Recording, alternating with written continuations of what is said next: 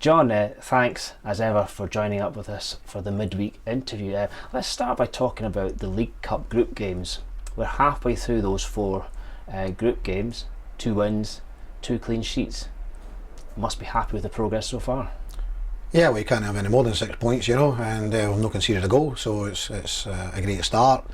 It's a start that we are looking for, anticipating that start. We, with the greatest respect to the teams we've played, they're from lower divisions, so we certainly expected to be in this position. But you've still got to go out, and you've still got to go out and do it. You've got to go with the right attitude.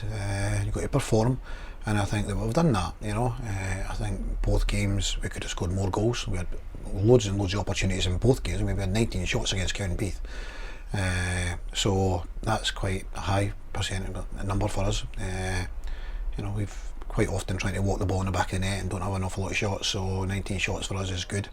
Against Cowdenbeath, unfortunately, you want to turn these shots into goals, but I think we've come up against goalkeepers who've been playing particularly well as also, so that's good that we're still creating loads of chances. And I thought our performance on Tuesday night, again, with the greatest respect, we realised that Brecon has dropped out of the Football League and they've kind of went into the Highland League, Lowland League, and we understand that, but I still felt the performance was of a very, very high standard. We had a number of really good performances, great performances, and the work rate of the team was a top drawer. I mean, we've got so many players who ran over 11k the other night there, and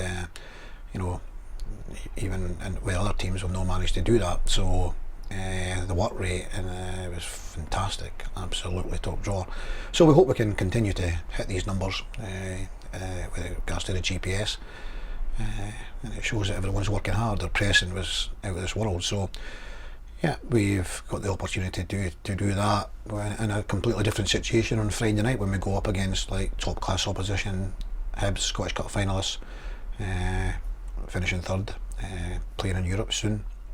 A top quality team, so it'll certainly not be like it was on Tuesday night. We're not going to have the same amount of the ball. We're probably going to have to defend a lot more, but we've got to be prepared for that and ready for that. It's another test for us. It's another step in the right direction in regards to getting organised for the start of the league. We will change it around a little bit and bring players on, maybe in a pre-season kind of game, so to speak, but still trying to get the best out of it. Yeah. Sticking with the 2 games just played already in the League Cup though, it must be heartening for you for the goals to be spread around the wide men and Louis Vaughan, and the fact that chances have been created for Mate and James Keatings, and with a wee bit of luck on James Keating's part, he could have been off the mark as well. Yeah, very much so. Yeah, he's clipped the bar on Tuesday night, and he's had other opportunities. So yeah, I'm delighted that the goals are. As a manager, I don't necessarily care who actually scores the goals. As long as somebody scores the goals, then it doesn't matter. But the strikers always feel that they want to be scoring goals because it's kind of stacks up. That's what they're on the pitch to do. But for me, you've got to play the whole part for the team, and it doesn't matter. But it's nice that it's spread out. It's nice that Brad got a couple of goals. Obviously, we relied on Louis at the weekend, and again he pops up with the first goal, where that first goal is so important. 42 minutes before we get the first goal, having played remarkably well, great football, got in behind him so many times and created so many good balls across the face of the goal, just couldn't get on the end of them.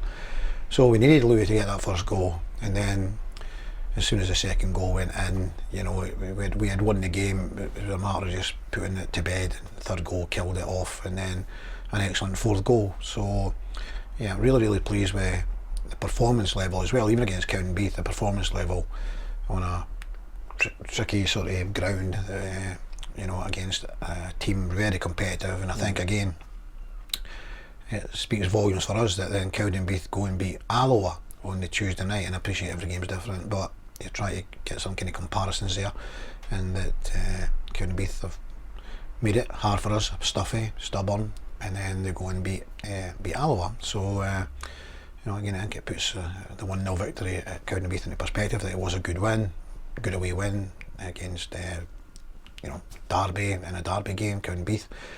No easy. So again, I think that stacks up for the 2 games.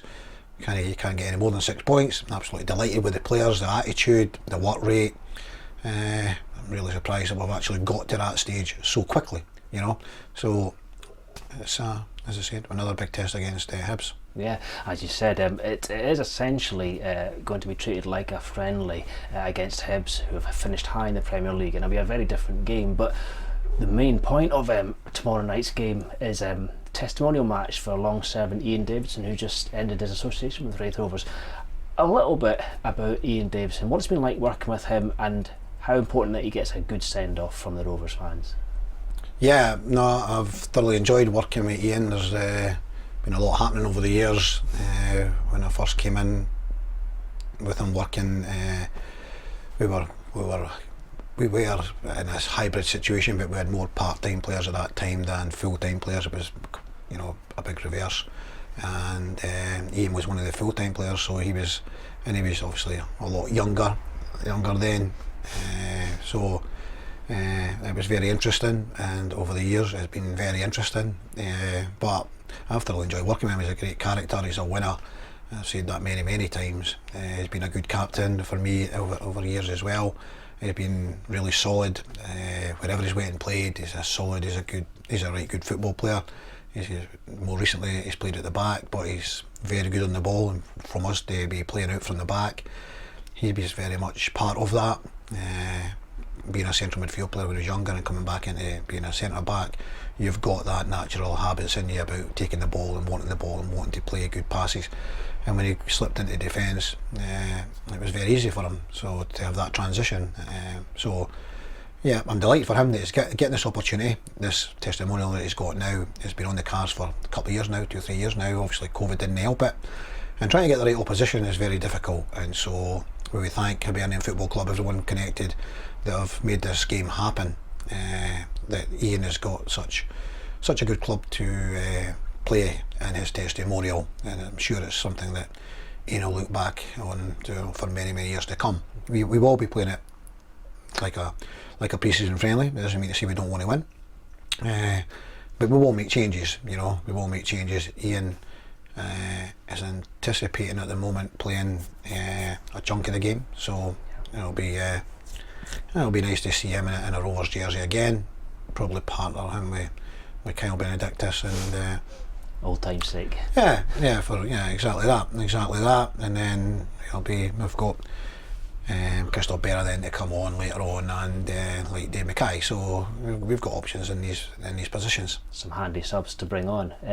Just sticking with Davo. Davey and I were lucky to speak to him for a few minutes on RaithTV commentary the other night, and he's looking forward to the new season. Is it testament to the professionalism of Iain Davidson that 14 years at Rovers, with a gap in Dundee in the middle, and he's still looking forward at the age of 37 to a new season at a new club, Brecon City? Yeah, he's been fortunate. He's not really had serious injuries, which is obviously helps your long-term involvement in the game. If you get serious injuries, that can sort of curtail it. So he's not had too many serious injuries. He's had his like hamstrings and groiny things, and what like everyone does, and probably ankle ligaments and bits and pieces, but not cruciates and not really major operations and broken legs and what have you, as far as I can remember. So he's always looked after himself. His body fat's always been quite low. That's a big factor. He's always been a reasonably fit player. With regards to training, he's not had a lot of injuries. That's what I'm saying. So he's actually trained quite a lot, quite consistently training. Most of the things he misses games with would be suspensions. Like at Albion Rovers when he throws the ball away twice. Really annoying. Really annoying to get sent off for throwing the ball away twice. So. He wasn't the flavour of the month at this moment in time. No. He wasn't the flavour of the month up at Peterhead when he got sent off. So these are the moments that really frustrate you, but then you can look back at them and kind of laugh about them type of thing, and I was trying to be funny there, but I'm not funny. Yeah, it's that little edge that separates some players from the other, and his determination, his commitment, his professionalism. He just gets all these things. Gets caught up in the heat of the moment. Yeah, you can see the same about Roy Keane and guys like that. They want to win, and sometimes their enthusiasm and their will to win and their desire takes over at times. Sometimes they're not happy with things, and they tell everyone they're not happy. Some people can hide it a little bit better than others. Well, John, we're looking forward to the game tomorrow. It's going to be a good game against Hibs for sure, and a great a great time for Iain Davidson. We're hoping that many folk tune in to RaithTV to watch the live stream of it. But for now, thanks for your time and good luck. Thank you.